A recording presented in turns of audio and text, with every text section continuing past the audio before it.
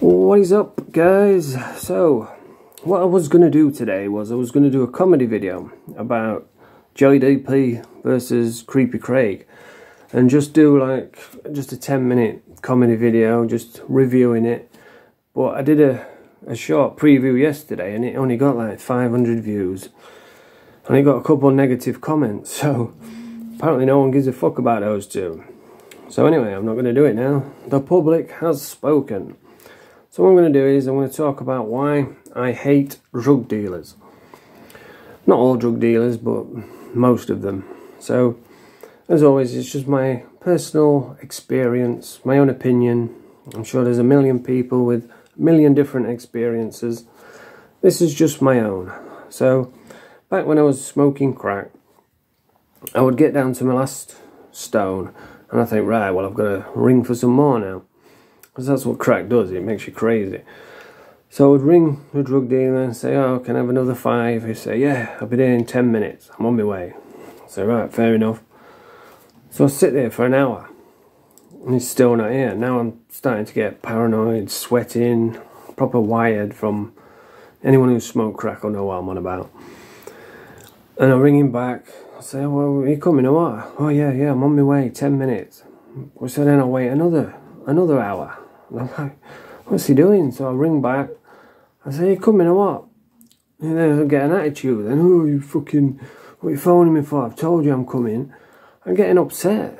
I'm like, well, if you're a drug dealer and you're getting upset with people ringing you for drugs, then maybe this is not the best career choice for you. And it'd cop an attitude and say, oh, I'm on my way. So then I wait another 2 hours, he's still not here. And I was just thinking, well, I'm not going to ring him back because he's just going to get arse on again. So I'll ring somebody else. So then I'll ring somebody else. He'll come, 10 minutes, yeah. And then as soon as he's been, the other guy will come. And I'm like, dude, I've been waiting for like 6 hours. You know, I've rang someone else now. And then he'll get an attitude again. Oh, fucking messer, you're a fucking messer. So, well, I'd be waiting for like 6-7 hours. What am I supposed to do? They think you've got no better to do than just sit around waiting for them. And they think that they're better than everyone, you know, like copping an attitude. All they are is Joeys running for somebody else. I know because I've done it. I've been there. But anyway, that's one of the reasons why I hate drug dealers. And they've always got like a little minion. It's usually a working girl, a prostitute. Now, you don't know, I've got love for prostitutes. I used to live with prostitutes. They've got a tough, hard life, working girls, and most of them are good, loyal, trustworthy, generous women. You know, they're just trying to get by. They're not hurting anyone but themselves.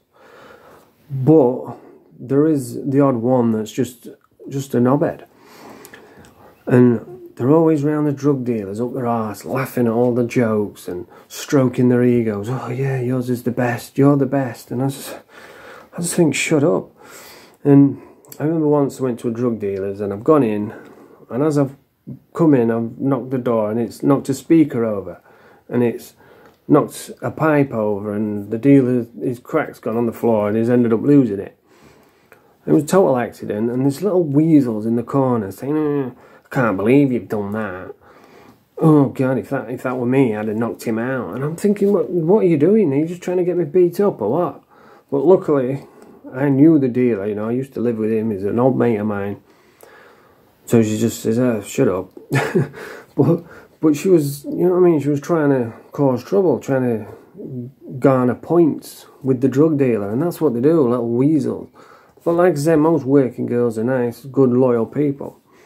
But there's always one. And yeah, that's why I hate drug dealers. They think you've got no better to do. They think they're better than everyone. And all they are Joeys. And in prison, you get drug dealers in prison. Now, it's not as bad in there.